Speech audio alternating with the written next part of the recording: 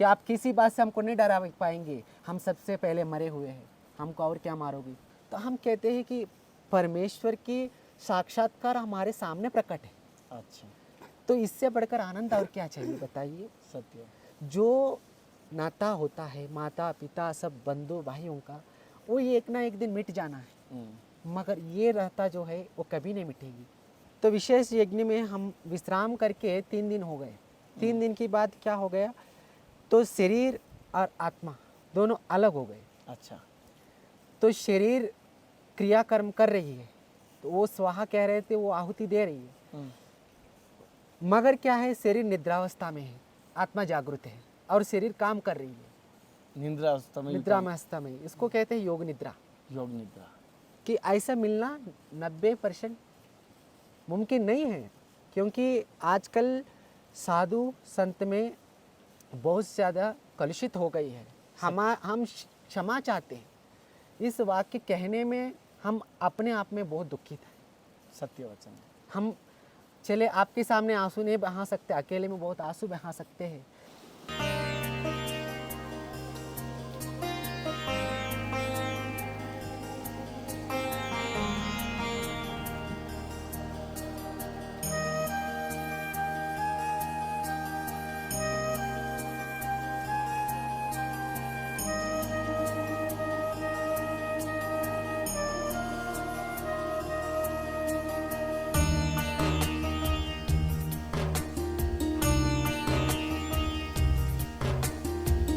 नमस्कार दोस्तों, आपका दोस्त, आपका भाई, आपका साथी, संतों के चरणों का दास, मैं कन्हैया शर्मा।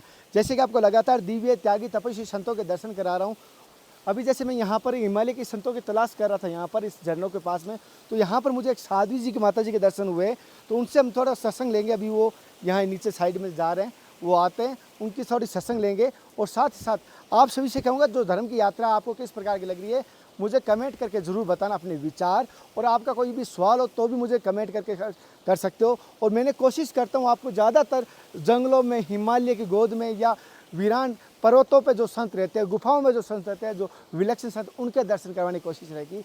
और आज की सत्संग में आपको क्या अच्छा लगा है वो कमेंट करके बताना। ये कौन सी बात आपको सही लग रही है आज की सत्संग में, वो भी मुझे कमेंट करके ज़रूर बताइए। पहले तो मेरी तरफ से, समस्त भक्तों की तरफ से आपके चरणों में प्रणाम। कल्याण। आपका शुभ नाम माता जी? पूर्णेश्वरी तीर्थ। अच्छा, और गुरु स्थान? गुरुस्थान बीकानेर राजस्थान। बीकानेर राजस्थान, कहाँ पर? गंगा शहर। गंगा शहर में कहाँ पर? गोचर। हाँ, क्या नाम है गुरु जी का? UVS सरस्वती। अच्छा अच्छा, आपको बड़ी खुशी होगी कि हम बीकानेर के ही हैं। अच्छा, बहुत अच्छी बात है। ओ, हम ज़्यादातर क्या है कि वन में ही रहना पसंद करते हैं अच्छा। और एकांत में रहना ज़्यादा पसंद करते अच्छा, जैसे कि आपने बहुत सारे जैसे जगह रह सकते हैं, राजस्थान में आपका आश्रम भी बना हुआ है, मैं देखा आपके गुरुजी का बड़ा मठ बना हुआ है। तो आप फिर भी आप हिमालय के कंदरों में, ऐसा क्या कारण कि जंगल में आप रहते हैं?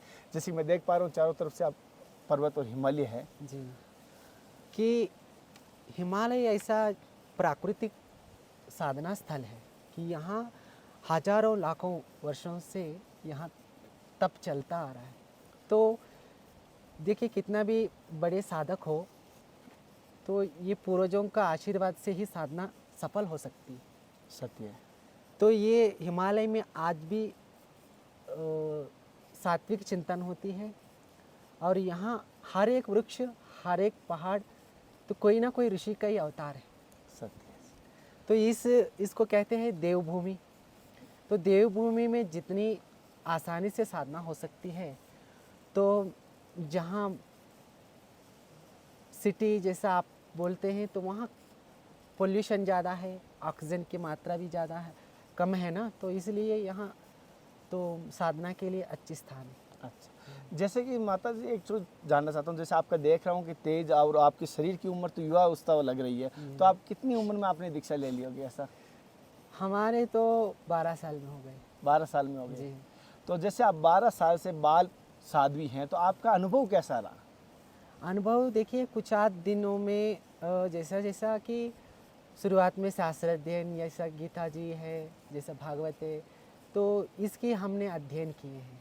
उसके बाद हमको दीक्षा की अनुमति मिली है कि ये वो क्या होता है, पूर्णता से ही अपने आप को समर्पित करना होता है ईश्वर के लिए। वो उस अवस्था में कोई कोई दे भी देते हैं, उस अवस्था में कोई दे नहीं सकते हैं, क्योंकि साधक की प्रवृत्ति कैसा होता है, तो जैसे जैसे उम्र बढ़ते रहती है तो उनको अपने आप क्या कहते हैं कि हम अपने आप उनको जो रास्ता हमने तय किया है उसको पूर्णतः ही समर्पित करने के लिए उस उम्र में आवश्यकता होती है। अच्छा।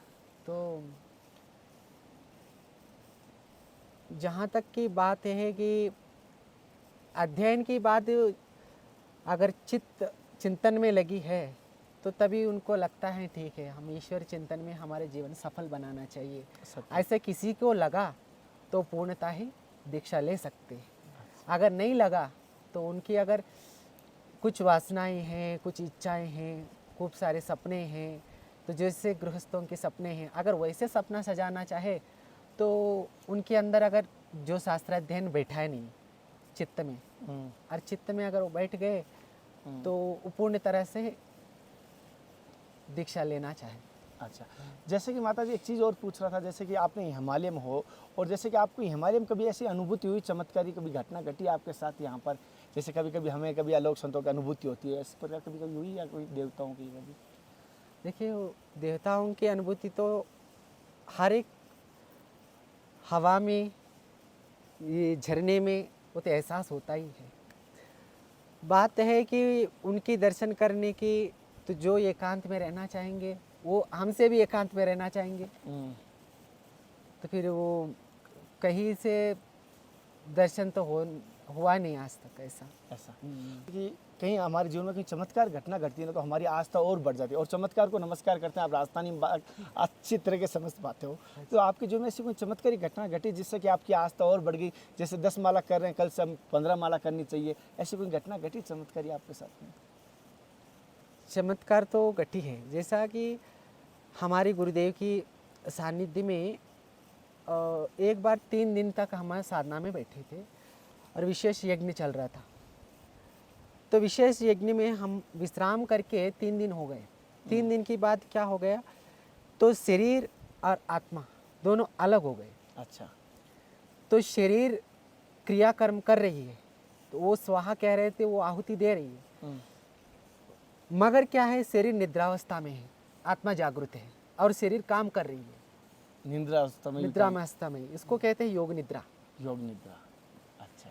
तो ऐसे बैठे हैं साधना में, हाँ। तो आहुति अपनी जुबान शब्द कह रही है, अब तो ये हाथ आहुति दे रही है, तो इसके सिवा शरीर विश्राम अवस्था में है। अच्छा। तो ये हमारे जीवन में हमारे गुरुजी के सानिध्य में प्राप्त किया हुआ अच्छा संगठन है। जैसे कि माता जी एक बात कहते हैं, बहुत सारी मेरी बहनें हैं, माताएं कहती हैं हम साधु बनना चाहती है, लेकिन क्या होती है उनके सामने एक संकट आता है कि हम घर से कैसे निकलें, कैसे हमारी व्यवस्था होगी। एक संत तो कहीं पर भी, जैसे मैं कन्हैया हूँ तो कहीं पर भी रह सकता हूँ, लेकिन अगर राधा अगर साधु बने तो उसको सोचना पड़ता है कहाँ रहूँगी, कैसे रहूँगी। तो ऐसी समस्या आपके सामने कभी नहीं आई? हमारे सामने तो आते रहती है, फिर उसको कैसे? 90% आते रहते हैं। देखिए, वैसे हमने उतनी तकलीफ़ों का सामना किया, तभी हमने प्रकृति की, परमेश्वर की हमारे अपने आप को समर्पित कर दिया। जैसे ये साधु जी है, तो ये सबसे पहले खोई हुई हमारी बहन आप में दिख रहा है। अच्छा। तो ये वो कह रहे कि सिद्ध चित्त के साथ कह रहे कि आप हमारी बहन हैं। तो क्या होता है कि ऐसा मिलना 90% मुमकिन नहीं है, क्योंकि आजकल साधु संत में बहुत ज़्यादा कलुषित हो गई है। हम क्षमा चाहते हैं, इस वाक्य कहने में हम अपने आप में बहुत दुखित हैं। सत्य वचन है। हम चले आपके सामने आंसू नहीं बहा सकते, अकेले में बहुत आंसू बहा सकते हैं, सारे रास्ता बंद हो जाता है व्यक्ति की जीवात्मा की इस यात्रा में। तो इस कफन मिलता, ये तो शब्द तो हमारे लिए सारे शब्द गोलमोल हो गए कि हिंदी भी हम कम से कम बात कर पाते हैं, तो ये कफन शब्द तो उर्दू वर्ड हो गए हैं। उर्दू वर्ड ये इस्तेमाल करना नहीं चाहते हैं, तो क्या अगर हिंदी में शब्द क्या कहते हैं पता नहीं है, क्योंकि हम जैसे नेचर है वैसे ही रहते हैं, किसी शब्द हमको लाने की ज़रूरत नहीं है। तो इस हमारे गुरुदेव कहते हैं सूर्य की उगता हुआ और सूर्य अस्त होता हुआ रंग है भगवा, और ये ज्ञान की प्रकाश है, अग्नि की रंग है। जब अग्नि बिना प्रज्वलित की रहती है तो उसकी चिंगार देखेंगे आप इस रंग में रहेगा। यानी संत को अग्नि की इस वस्त्र में नित्य निरंतर ज्ञान की अग्नि में तपना चाहिए। तो आप समझ जाइए संत को कैसा रहना चाहिए, ज्ञान की अग्नि में तपना चाहिए। अगर विकार युक्त संत ही हो जाएंगे तो समाज को क्या आप शिक्षण दोगे बताइए। सत्य वचन। माता जी, जैसे आपने बात की, बड़ी दुख की बात है और होता भी है कि आज कहीं भी अगर हम कहना नहीं चाहिए भेष को प्रणाम, मैं तो ये कहता हूँ अगर रावण भी इस भेष में है तो हमें उसको भी प्रणाम करना पड़ा। हाँ। माता सीता ने भी प्रणाम किया क्योंकि भेष को प्रणाम है, लेकिन इस भेष में अंदर बहुत कुछ छिपे हुए मिलते हैं और उसका सामना किस प्रकार किया जा सकता है, आम आदमी कैसे कर पाएगा?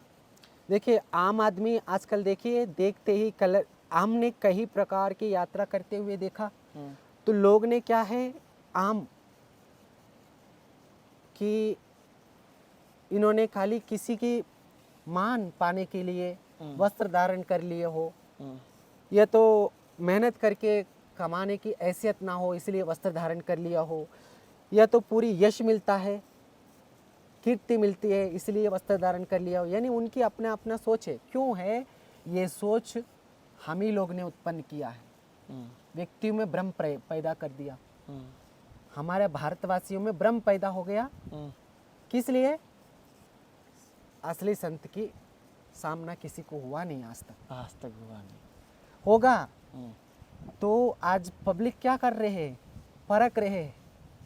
एक महात्मा को 1 महीना 6 महीना 1 साल देखेंगे, उसकी चरित्र से उनको सम्मान करने लगे, है ना। व्यक्तियों के पास क्या है, विचार की आयुध है ना, उससे परख रहे हैं। जो सम्मानित हो रहे हैं वो 90% जो निकाल देंगे, 10% सम्मानित हो रहे हैं। आज भी संत समाज धर्म उसी पे टिका है। आज जो व्यक्ति तप कर रहे हैं उसी तप से पृथ्वी टिका है।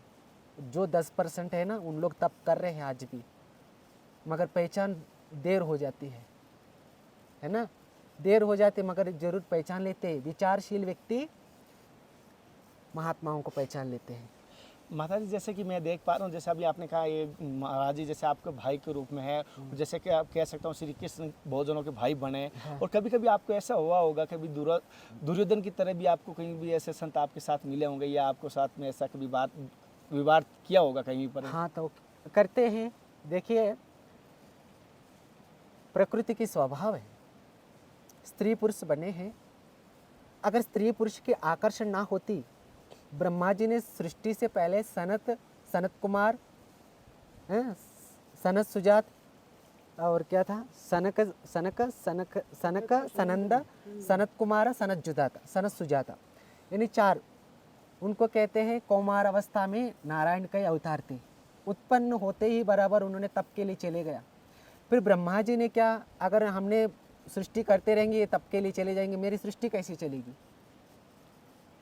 है ना। तब फिर उन्होंने नारी की सृष्टि की, तो नारी के लिए वो मोहित हो गए। तो ईश्वर की शक्ति की सत्ता वो होती है बुरे के सामने करते हुए आगे निकल जाना। अच्छा। उस टाइम चित्त तो क्रोधावस्था में चले जाएगी। अगर माताजी है, कोई साधु ने हाथ ऐसा पकड़ लिया, हो जाती है जैसे सीता मैया द्रौपदी जी हो गई ना, हाँ। वैसा क्रोधावस्था हो जाती है। तो तुरंत क्या होते हैं, नहीं हम साधु है, साध्वी है, सत्वगुण हमारे अंदर है, प्रकट हो। अगर वो सत्वगुण होती है तो हम उन्हीं को उसी की जवाब से शांत कर देते हैं। अच्छा। जो शास्त्र का उदाहरण देके उनको शांत कर देते हैं। जैसा सीता माई ने रावण के सामने बात की है ना, और पांडवों की पत्नी द्रौपदी की छेड़छाड़ करने से क्या हो गई, कुरुक्षेत्र हो गई है। तो पुराणों के इतिहासों के शब्दों का इस्तेमाल करके उनकी संतत्व को जगाना, उनकी जो काम वासना को भस्म करना, ये काली अपने शास्त्रों से अध्ययन से संभव है। सत्य वचन है। मतलब कहीं ना कहीं वो छुपी हुई उनकी भक्ति, छुपी हुई उनकी साधना हाँ, प्रकट करते। प्रकट जैसे करना पड़ता है। माता जी, जैसे एक चीज बताऊं, आपके ऐसी जीवन की, जैसे आपने कहा बहुत बार हुआ है, हाँ। अच्छे भी मिले हैं तो बुरे भी मिले, तो एक ऐसी सत्य घटना बताइए। जैसे और शादी है, कल मेरे को एक शादी मिली थी यहाँ नीचे, तो उन्होंने मेरे आगे रो रही थी, हाँ। तो ऐसा उनके साथ हुआ था। तो देखो मैं जितना हूँ, मैं क्षण भर के लिए देखिए, इस बात पे हम ये कहते हैं, अगर कोई साध्वी ऐसा रो के कहती है ना, उसको पब्लिक विचारना चाहिए, पब्लिक भी विचारना चाहिए, कानून भी विचारना चाहिए। क्यों मालूम है? हम कहते हैं जिसके पास पदवी है, महामंडलेश्वर है ना, अगर वो ये छेड़छाड़ करता है, कोई लड़की रो के चौकी में जाती है ना, तो वो क्या कहते हैं, ये लड़की पैसे के लिए उसको फंसा रही है महात्मा को। आप जब भी आपकी जैसे समाज उसके साथ देना चाहिए, तब मैं आपको मानती हूँ इस वीडियो का कोई उपयोग है। सत्य है। मैं इस बात पे क्रोधित हूँ, आक्रोशित हूँ कि अगर कुछ करना चाहते हो, आप उस वक्त वीडियो बनाइए, उस वक्त उसको सामना कराइए। सही बात है। अगर इसी से कुछ मैसेज मिलता है तो हम यही कहते हैं, क्योंकि मुझे ऐसे एक धमकी भी मिला। किस प्रकार माता जी? यहाँ से कुछ चोरी करके ले गए ऐसा कहते हैं, तो हमने बोले चोरी करके कह देते हैं तो ये सबसे बड़ी बात है। जेल में हमको 2 टाइम की खाना मिलेगी, साधना को एकांत मिलेगी, उससे बढ़ के और क्या मिलेगी? तो उसके सर झुक गए हमारे सामने कि आप किसी बात से हमको नहीं डरा पाएंगे, हम सबसे पहले मरे हुए हैं, हमको और क्या मारोगे? शरीर को पहले ही मिट्टी समझ चुके हो। समझ चुके हैं। अभी बिना चप्पल के हम कितने, हम बर्फ़ में 5 दिन पहले हमने केदार की ओपनिंग से पहले बर्फ़ में चल के बैठे थे आश्रम में, वहाँ पैर में चाले हो गए। अभी 15 दिन ठीक हुआ, फिर हम गंगोत्री फिर आ गए। तो क्या होता है, सत्य की जीत होना चाहिए। हम ये कहते हैं, अगर कोई माँ रो के अगर आंसू बहाती है ना, तो जनता उसकी सुनना चाहिए। जैसे कि बहुत सारों को मैंने पिछली बार भी बोला, सबको हमें एक होना चाहिए। अगर कोई हमें भेष को प्रणाम, अगर उस भेष में अगर गलत है तो उससे अंदर, जैसे अगर माता जी जैसे कोई अगर सैनिक होता है, जैसे अगर इंसानियत ना सभी में जीव में परमात्मा होता है, लेकिन फिर भी अगर आतंकवादी उसको गोली भी मारता है, उसी प्रकार हमारे संत भेष में अगर कुछ है, उस शरीर को नहीं, उसके अंदर दूषित विकार, उसको हम दंडित कर रहे हैं, ना कि उसको भेष को, ना कि उसको शरीर को। ये विचारधारा करके हम अगर उसको दंडित करें तो हमें कोई दोष भी नहीं लगेगा। नहीं लगेगा। आप विचार करिए, अगर जहाँ गलत है वो गलत है, भले साधु हो कोई भी हो। अगर कोई अच्छी बड़ी मठाधीश अगर ऐसा करता है तो फिर भी विचारण करना चाहिए। अगर उसने पैसा दे के पुलिस वाले को खरीद लेता है कि ये औरत ऐसा व्यवहार ठीक नहीं है, ये गलत व्यवहार की है, ऐसा बोल के वो उस पैसा खिला देता है। आपको भी ऐसा किसी ने कभी बोला? किसी ने नहीं, कुछ आज महात्माओं की चर्चा में हमने सुना ऐसा बात। अच्छा। तो फिर उन्होंने बोला कि अगर हमारे सामने ऐसा कोई बात हुई नहीं, क्योंकि हमने शब्दों की तीर से ही शांत कर देते किसी को भी। अच्छा। क्योंकि हम पहचान लेते हैं, किसी को मौका नहीं देते। माता जी, जैसे कि अभी आप यहाँ पर है तो आपको बहुत सारी अभी स्कूल की छुट्टियाँ हो चुकी है, तो बहुत सारे भाई बहन एक साथ आपको देख रहे हैं, बच्चे भी देख रहे हैं 8 साल से लेकर 60 साल तक, तो आप उनको क्या संदेश देंगे जिससे कि आध्यात्मिक मार्ग भी बढ़े और साथ साथ संसारिक जीवन, जो गृहस्थी जीवन है, जो वो भी सही संपूर्ण चल पाए? देखिए, सबसे पहले तो हम ये कहना चाहेंगे, जो जैसी अवस्था में है, ब्रह्मचर्य, गृहस्थ, वानप्रस्थ और संन्यास, है ना। ब्रह्मचर्य अवस्था में कैसा रहना चाहिए? अभी देखिए, अपने इतिहास पुराण, ये कोई काल्पनिक कथा नहीं, ये यथार्थ है। तो ज़्यादा से ज़्यादा शास्त्र अध्ययन करने की ज़रूरत है। सबसे ज़्यादा क्या है कि घर में उस, क्या कहते हैं, संस्कार, घर से जो संस्कार प्राप्त होता है वो व्यक्ति पूर्णतः क्या बोलते विकसित होता है। तो घर से, क्योंकि बच्चों के सामने क्या बात करे क्या बात नहीं करे, इसको विचारना चाहिए कि उनको ज़्यादा से ज़्यादा क्या है कि अध्ययन में लगाए रखें, अपने पुराणों की, शास्त्रों की, इतिहासों की, कथाओं के माध्यम से उनको तत्व समझाए जाए, है ना, किस अवस्था में कैसे बात किया जा सकता है और बिना क्रोध के भी कैसा उस अवस्था से निकल सकता है। माता जी, जैसे कि आपने एक होता है ना, जैसे पूरा ड्रम भरे हुए या 5 किलो दूध में कुछ मात्रा में घी निकलता है, मक्खन करने के बाद, मंथन करने के बाद, और सारांश होता है कि बहुत सारे तिलों के तेल थोड़ा सा ही निकलेगा। उसी प्रकार जीवन का आपका सारांश क्या रहा, क्योंकि जो खीर खाई है वही बता सकता है उसका क्या, कैसा स्वाद है कैसा नहीं। तो आपके जीवन का अनुभव कैसा रहा और क्या सारांश निकला इस मार्ग पे आने के बाद, क्या वो मक्खन है?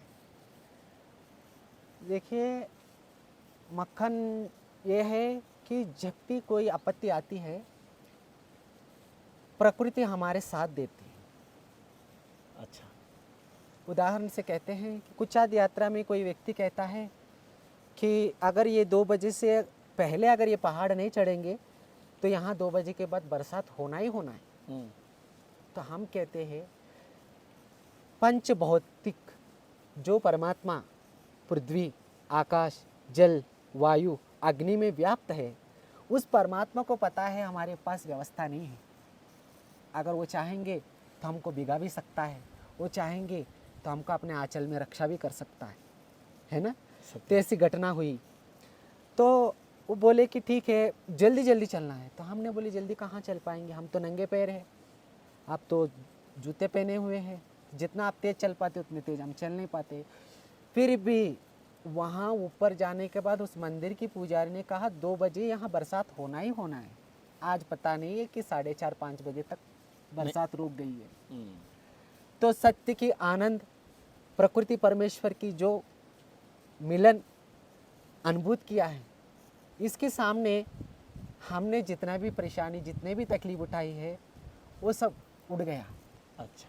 क्योंकि हम परमात्मा के आंचल में हैं, तो हमारी जीवन भर की जो थकान है वो मिट गया। क्योंकि जहाँ देखे वहाँ परमात्मा मिल रहा है, तो क्या चाहिए। अभी रात की बात है कि ठंड थी, तो फिर हमने कहा कि अग्नि प्रज्वलित होगी, तो इन्होंने बोला कि सारे लकड़ी गीला हो गई, तो कैसा प्रज्वलित होगा। तो मैं बोले जहाँ सत्य है वहाँ परमेश्वर का प्रकट होना आवश्यक। तो अग्नि को हमने जीवन भर आराधना की है, तो वो अग्निदेव आज रात की हमारी रक्षा करेंगे, जानवरों से, ठंड से, इस प्रकृति से, और रक्षा किया, और रात भर भी अग्नि निधन नहीं हुआ। तो हम कहते हैं कि परमेश्वर की साक्षात्कार हमारे सामने प्रकट है। अच्छा। तो इससे बढ़कर आनंद और क्या चाहिए बताइए। सत्य। जो नाता होता है माता पिता सब बंधु भाइयों का, वो ये एक ना एक दिन मिट जाना है, मगर ये रहता जो है वो कभी नहीं मिटेगी, शरीर से रहते हुए और शरीर के बाद भी। तो हम इस आनंद में हमारे जीवन सफल मानते हैं। माता जी, जैसे कि देख पा रहा हूँ, जैसे भी इधर दिखाना ये पत्थर भी है, और इधर दिखाना जैसे कि आपको इधर दिखाना जैसे वो पहाड़ भी है। हाँ। और आपको पहाड़ों पे भी चलना पड़ता है और जंगल के रास्तों भी चलना पड़ता है, और फिर भी आप नंगे पैर चलते हैं। तो ये कैसे सहन सकते होते, क्या उद्देश्य से आपने जंगलों में नंगे पैर चलने का विचार किया? क्योंकि नंगा पैर इसलिए चलते हैं कि यहाँ हमारी भावना ये है कि जब गंगा जी पृथ्वी पे आई थी, कई हजारों साल की तप की बात आई थी, इस देवलोक में बहने वाली मंदाकिनी थी। तो पृथ्वी पे लाने के लिए एक महात्मा ने, एक भगीरथ ने जी जान लगाकर तप किए थे, है ना। तो इसी पहाड़ों में उन्होंने एक एक कदम रख के गए हैं, और वहाँ बैठे पूरी कंकाल दिखने तक उन्होंने तप किए, और तब जाके पृथ्वी पे जीवन मुक्त करने वाली अमर गंगा नीचे बह के आई है। तो गंगा जी को देख के ऐसा लगता है कि त्यागे ने एक अमृतत्व मानो हो, यानी त्याग से अमृतत्व प्राप्त होता है। और गंगा जी तो स्वर्गलोक में आनंद से रहती है, पृथ्वी में आके अपने पाप क्यों धो रही है, अपने पाप क्यों ढो रही है बताइए। तो इस एक एक पत्थर की अपनी भगीरथ की तप की साक्षी है। और ऐसा है कि देखिए पहाड़ में भी एक बात है कि ये पहाड़ टूटेंगे, पत्थर होएंगे, छोटे छोटे टुकड़े होंगे, फिर रेत बनेगी, फिर गंगा में मिलेगी, यानी व्यक्ति के जीवन में अपने अस्तित्व को खो देना पड़ता है। सत्य। अंत में परमात्मा में, परमात्मा एक ही सत्य है, अपना अस्तित्व कुछ नहीं है। तो इस बात का भी यहाँ मैसेज मिलता है ना, संदेश मिलता है। कुछ इंग्लिश शब्द है, क्षमा करिए हमको।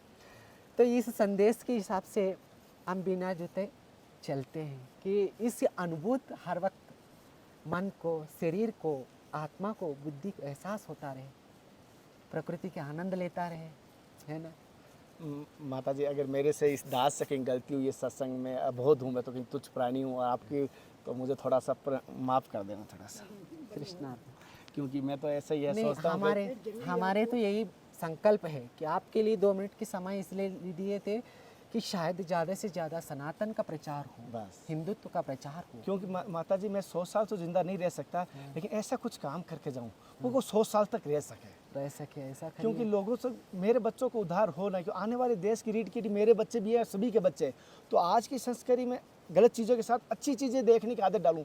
जैसे अभी कह रहा हूँ, ऐसे टेलीविज़न आ रहे हैं कि बच्चे एक साथ देख नहीं पाते, या पिता देखेगा बेटा देखेगा, और दोनों छिप के एक ही चीज़ देखेंगे। लेकिन मैं ऐसी सत्संग लाता हूँ कि 8 साल से लेकर 60 साल तक एक साथ एक ही टीवी पर एक भी बेंच पर बैठ के देख सकते हैं, खाना खाते हुए, पूजा करते हुए। इस प्रकार मैं कोशिश करता हूँ। कम से कम 15 मिनट, अभी आधे घंटे की सत्संग चलिए, कम से कम वो जीवन तो उन्होंने साथ में बिताया कम से कम। क्योंकि आज की भाग दौड़ में बच्चों को साथ में बैठना मुश्किल हो गया, मुश्किल हो गया। बात करेगा बच्चा। देखिए, एक संदेश हम देना चाहते हैं।